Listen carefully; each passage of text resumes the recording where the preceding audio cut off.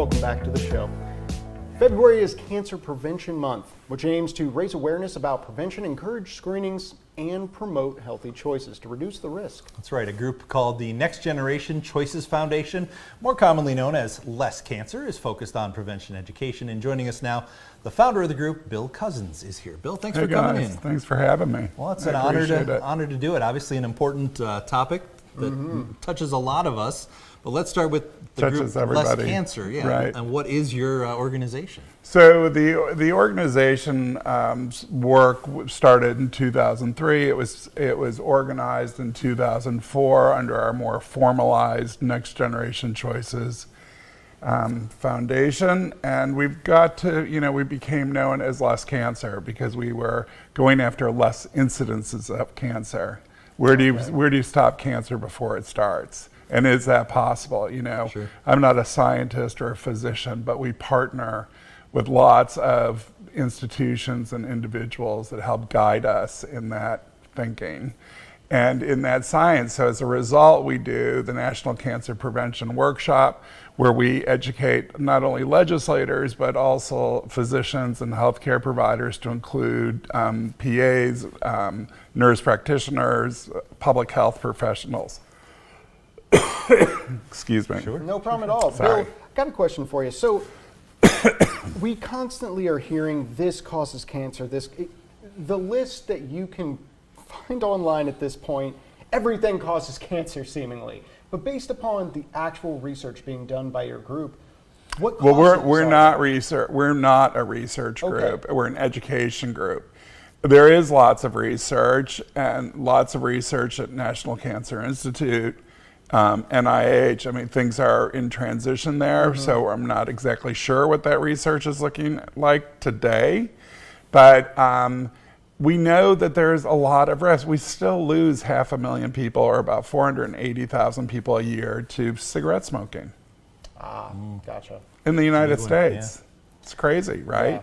So we know that obesity is a significant risk. So if obesity, which, half of America is dealing with, is a significant risk. It's not just for one cancer, it's for several cancers. So there are things that we can do in our lifestyle. Not everybody. Some people live in places that they're receiving, exposures from different places, and it might be the drinking water. I think you've all heard of forever chemicals or PFAS. That's an issue that we've worked on. And the movie Dark Waters, for instance, that movie is about one of our board members. So check it out. I think it's on Netflix or somewhere, but go ahead and check that out. Preventable and unnecessary risk. Is something preventable? Is it unnecessary? Gotcha. Can we do something about it? Can anybody do anything about it? So that's an area that is close to me, because cancer is a chronic illness, and we can lower the risk for a lot of those illnesses. Yeah, that's an excellent point.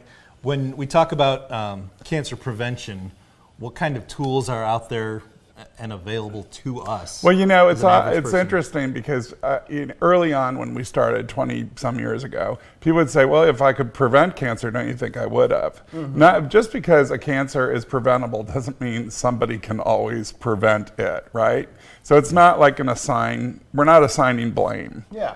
So there are things that we can do, obviously, within our reach. Not everybody's reach, because people's access to availability, like screenings, is tough. It's tough, yes it is. And we have people in the Upper Peninsula here in Michigan that are driving great distances to not just get screened, but to get health care. So then how do you bridge those gaps? How do you connect those dots? Sure. So it's not as easy as like rolling out the yoga mat, doing a downward dog, or it's not that situation. And so we look at nutrition, we look at exercise, we look at all of those lifestyle elements, and then where we live, the air we breathe, the water we're drinking, what does that look like? Absolutely. So there are a lot of factors. It's a huge umbrella.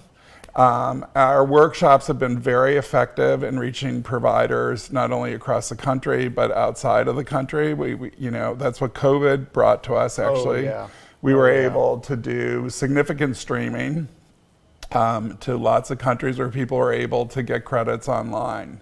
So, providers. Now, speaking of which, there is an event in Northern Michigan coming up. There is, and Okay. we actually there too. We'll be doing a cancer prevention workshop. The people that do the credits are Michigan State University, so we don't provide those credits. When we partner with the university, this okay. workshop will Gotcha. be. Yep, that makes sense.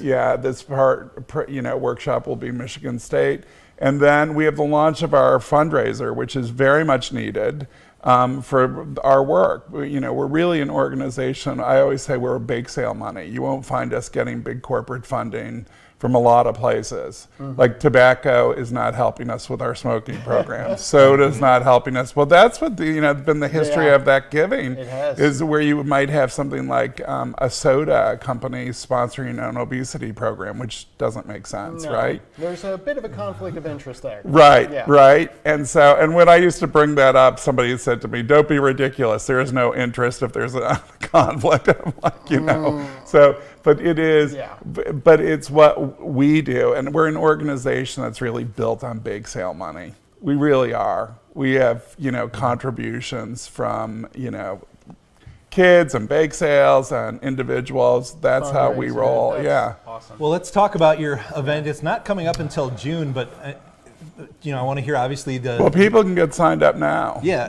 The sign up, but also the reason. I mean, you're coming here from Washington D.C. Right. Why launch this in Northern Michigan? That's a great question, and we've been doing this for a long time, and we historically started a bike ride from Detroit, Michigan, where I'm originally from, to Northern Michigan. It was a 2-day ride, and more people would say, "We want to be part of this bike ride. How can we be part of this bike ride?"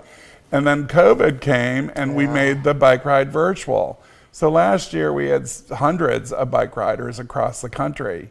And I never wanted to move it from Traverse City to Washington or New York or LA, because Traverse City was so amazing to us. Like, why would we break up our family? Right? We used to ride here to the Cowell Cancer Center at Munson, which was great. Yep. And then we just decided to always do a launch here. And then when COVID came, we started doing this concert as a way to connect people outdoors. That's such a great way to connect with the Yeah, and with this community, and it's a great community. And Drew Hale is fantastic. Right, He right. is fantastic. So we're going to have this launch to the bike ride where people will be riding to the bike ride at Mount Holiday. Drew Hale will be playing there. People will be able to get food. It's during the day. If it rains, we're not going to have the music, but we will be there. Gotcha. And it's something that we've been doing for several years, and we're very excited about it. And we also have had other events around the country as part of this fundraiser, and they're all important. But this is the launch. It all starts in Traverse City. Oh, that's fantastic. But as you said, you can start signing up now if you want to Yeah, come out you would and get ride. on the bike ride. It's free to sign up, and you can donate, which of course we want, and you can get your friends to donate. And you can ride as little or as much as you want. You can create your own group. It's a great way to connect with family and your neighbors. Anybody can ride. You can be on an e-bike. You can be on any kind of bike. And we now have hikers. So if you're a hiking person, this is the place to do it. Mount Holiday is a good place for hike. It is the hike and bike. So Right. take It a is the hike and bike, and it is.